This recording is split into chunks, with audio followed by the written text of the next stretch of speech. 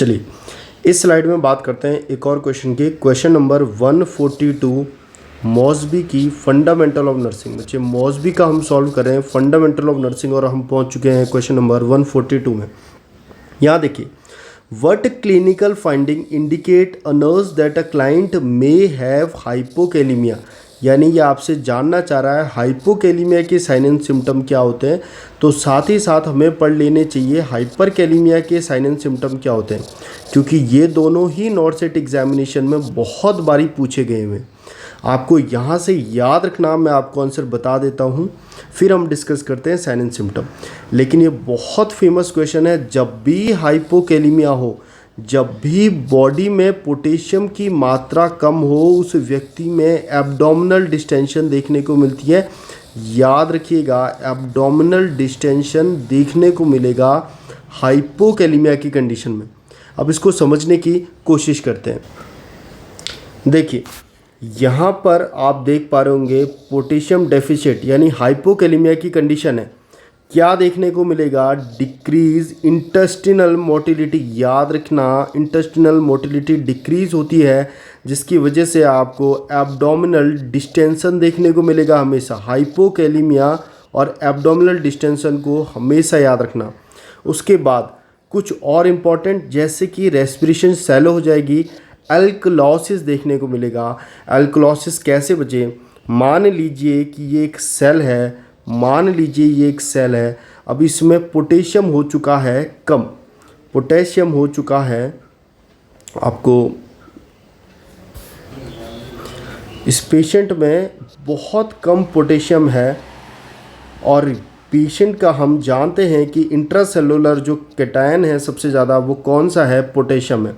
तो इस पेशेंट में जिसमें पोटेशियम की डेफिशिएंसी है या फिर हाइपोकैलिमिया है, potassium intracellular to extracellular move करता है और उस पोटेशियम के बदले H आयन, इसके बदले H आयन सेल के अंदर एंटर करते हैं। H आयन बच्चे सेल के अंदर एंटर करते हैं। अब मेरी बात सुनिए आप, पोटेशियम का बाहर आना और H आयन का अंदर जाना, यानी अगर पोटेशियम कम है तो सेल के अंदर से पोटेशियम बाहर जाएंगे, और अगर पोटेशियम बाहर जाते हैं तो पोटेशियम के बदले H आयन अंदर आते हैं। तो क्या अब बाहर H आयन की कंसंट्रेशन कम हो गई?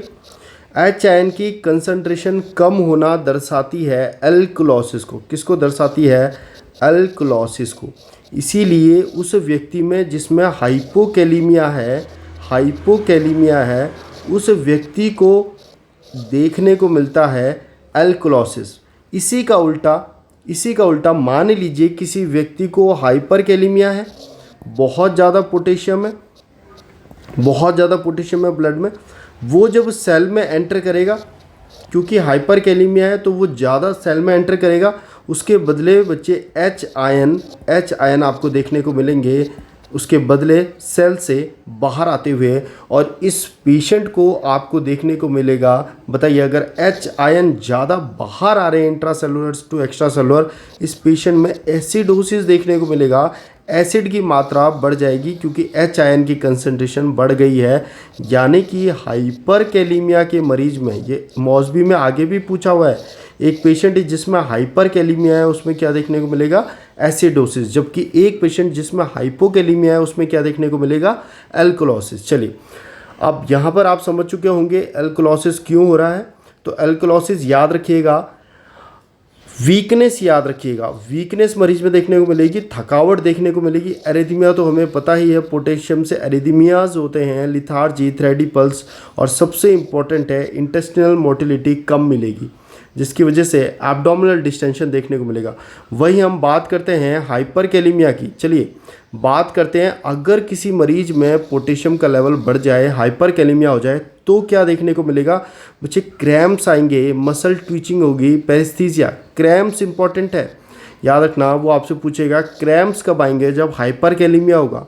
एब्डोमिनल क्रैम्पिंग इंपॉर्टेंट है, एब्डोमिनल डिस्टेंशन हो जाता है हाइपोकैलिमिया में, जबकि एब्डोमिनल क्रैम्पिंग आपको देखने को मिलेगी हाइपरकैलिमिया में। Diarrhoea very very very important, क्योंकि मसल की क्या बढ़ चुकी है बच्चे? ट्विचिंग, यानी कि कॉन्ट्रैक्शन आपको बढ़े हुए मिलेंगे। पेशेंट में देखने को मिलेगा डायरिया, बहुत इंपॉर्टेंट है। डायरिया देखने को मिलता है हाइपरकैलेमिया में, डिसरिथमिया, ECG changes, decrease BP, irritability and anxiety.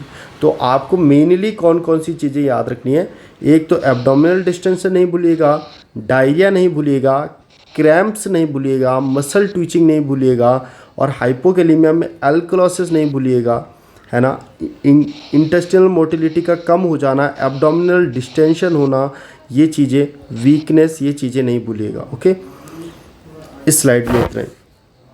Thank you.